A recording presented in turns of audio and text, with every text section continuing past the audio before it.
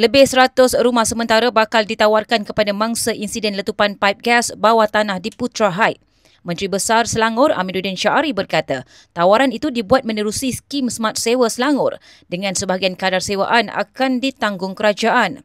Hal ketiga, selepas ini saya akan bertemu dengan Wakil Petronas untuk perbincangan langkah sementara. Sementara itu iaitu tempat tinggal sementara. Dan hari ini saya menerima berita gembira apabila pihak Lembaga Perumahan dan Hartanah Selangor ada menawarkan lebih 100 unit rumah untuk kepada mangsa-mangsa dalam bentuk smart sewa. Jadi kalau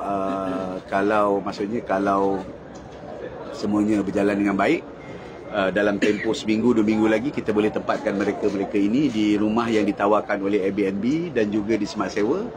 Nanti kita akan umumkan selepas saya muktamadkan perjanjian dan juga kita akan bawa dalam mesyuarat jawatankuasa kita supaya kita boleh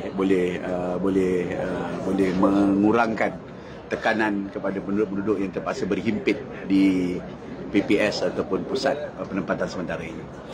Bagaimanapun katanya kerajaan negeri ketika ini masih mengenal pasti lokasi kediaman sementara berkenaan selain mangsa dijangka memasuki rumah itu mulai minggu depan.